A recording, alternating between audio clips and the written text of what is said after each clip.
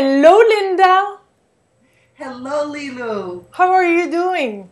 I am wonderful, thank you. This is a privilege and an honor for me to be here. You're welcome. I heard about you through different people, and I'm excited to speak of the topic of the heart, because you wrote a book called The Voices of the Heart, and you went through this journey. And I think it's an amazing journey to go through. I think it's a difficult one as well. And I really support people that are going through this journey. I think a lot of people are going through it right now. So please, can you tell me, what do you mean by voices of the heart? Lilou, we have only one heart, and that's the heart that's within us. And I wanted to share my heart with others because it's so important to be able to come in touch with our own breath and for people to believe in it, to believe in their breath, you know, which gives them life, which calls us to life. Mm-hmm. What did you have to go through in your own story to be able to come to this place? Well, I had to go through life and life experiences. And you know what? It's not the easy experiences in life, Lilou, that we remember, though they're wonderful. Don't get me wrong. You know, we can look at births, so we can look at celebrations. We remember those. But it's those moments that call us into our darkest place that help us to grow. And we can use those experiences, I believe, to define us or destroy us or strengthen us. Mm-hmm. And I really chose, in my heart and in my own breath, to be stronger because of them. And what are some of those experiences you're asking me? I think they're life experiences, Lilou. Going through loss, going through death, going through shame, going through, you know, abandonment, going through loss of divorce in my family. That changes us, changes our hearts, makes us different, brings us to those places that we can't hide if we choose to. Yeah, because at some point it becomes so difficult that we can also go more into depression. Some people also decide to not live anymore. So what happened to you in that lowest, deepest place? What did you decide to go back up and breathe again and live again? Mm-hmm. You know, I can tell you that I have been there, and I also can tell you that I'm a different person because I've been there, and the choices that I have made have helped me to become the person that I am right now, Lilou. And to the listeners, I know what it's like to have my nose to the grind. I know what it's like to feel like I couldn't stand up. I know what it's like not to be able to feel as though I'm going to catch that next breath because I feel so down. But I also know that if we are but willing to have our hand available for someone to help us, because for so many of us, we're afraid of that. We're afraid to be vulnerable. And what I found in my journey, what I have found in my heart of heart, and if I might add, in working with the dying, they have taught me so much about living. And what made that transition? The transition was when they would tell me, I am dying, and I wish that I had been happier in life. I wish that I had not been so concerned about things that weren't important. I wish I had been kinder to myself. So it's a realization then. You came to a place where you said, this is no longer how I want to live my life. I decide to live fully and open my heart again. Lilou, when you listen to someone who is in the evening of their lives and they're asking themselves those questions, in return, I was asking those questions myself. And I realized that I needed to take the steps that I needed to take. But the truth is, I believe the truth is that it's much easier to talk to someone about those truths and say, you know, this is what we should do, that's all fine and good. But when you have to look in the mirror and say, well, what about you, Linda? Are you happy? Are you at peace? Are you being kind to yourself so that you can be kinder to others? Because that's the truth. If we're not good to who we are, and I listen to you so often, and you so often say that, Lilou, that we're all co-creators. And if we don't create for ourselves that place within our hearts, how can we do it for others? And so I had to come to that place inside that took skin off my body, but it also opened my heart.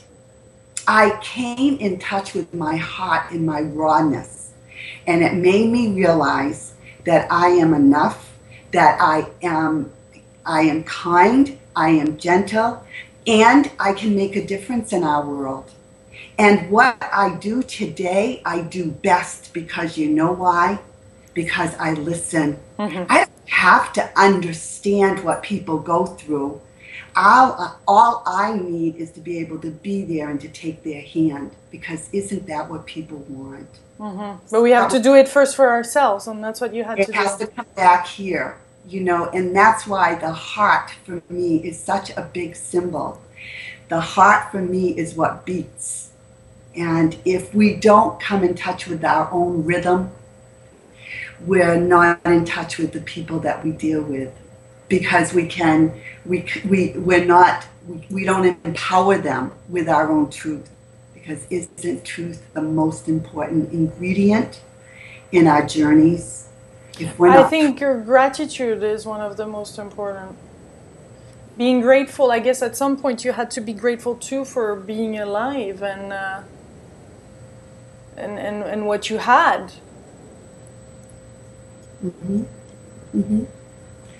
Gratitude is key. And I think if I had to look at all gifts, I would have to say that also, because if we can look at what we have and not look at what we don't have, you know, my own experience, Lilou, and I think it's so true for so many people, is when we're born, we grow up and we take life's journey before us. We don't have instructions. We don't have a manual of how to do it, but we do have the power within us, which I call God, higher being, that source that has that strength, that built-in strength within us. We have it, but do we believe it? Do we believe that we can go through something? I know I didn't, until one day I realized that either I look at that strength within me and trust that I am never alone, that there is a force more powerful than life itself that's going to keep Linda going. And you know what? It did. It did. Lilou, when I had, if you give me permission to say this, when I lost my mom a few years ago, I lost my mom, my dad, and my best friend. Talk about going to that place of darkness. I thought that I was not going to be able to make it. My mom was like my hero, you know, and I just admired who she was and who she stood for and what she taught me. And all of a sudden, very quickly, she was taken away from me. Massive heart attack, gone. And I had to stand and come to that place of knowing that she gifted me with life, and now I needed to choose it. And I stood in front of her grave the day that she was buried, as they were burying her. And I had to walk away when he patted the last piece of dirt down. And I remember the words that came in my heart were, Linda, I gifted you with life, and now you need to choose it. So help me, that experience has taken me to this moment in time. I am not the same person, Lilou. I was a kindergarten teacher, loved it, celebrated it, and now I am a chaplain. and I work with the terminally ill, and I work with bereaved. So I know what it's like, and I know what it's like, and I know what it's like. So I can be there in the presence of the holy and not feel as though I have to take it away. Because no one can take pain away. No one. It hurts. How can you take it away? But what you can do is hold them and be there and not try to take that from them so that they can feel better. And that's what our society is doing today, is we want to quick fix everything, and we can't do that because it's a journey. It's a wilderness. It's a wilderness. You got to go through it. You can't go around it, over or under it. I found that out. And I am sitting here before you saying, I am a different person today.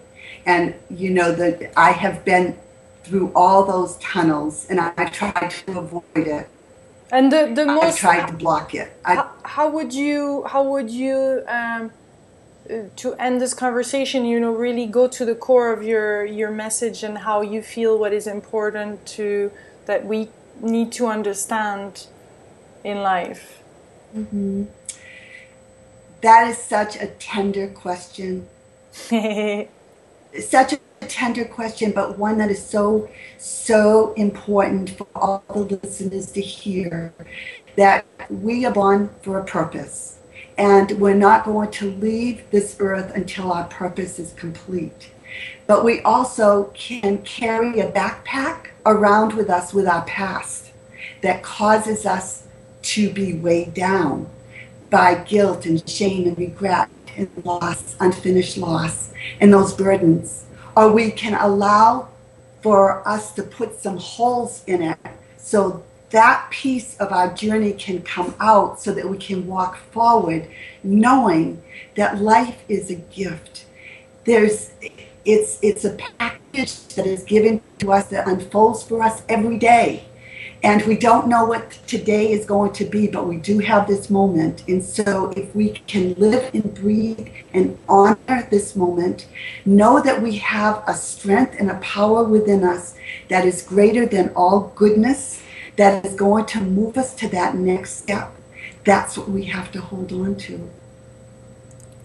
Thank you so much, Linda, for your testimonial and taking the time to prepare this book to make it available for lots of people. I know it takes a lot of courage to share one story authentically. I really appreciate that. Thank you. Thank you. Thank you so much, Lilou. You're welcome.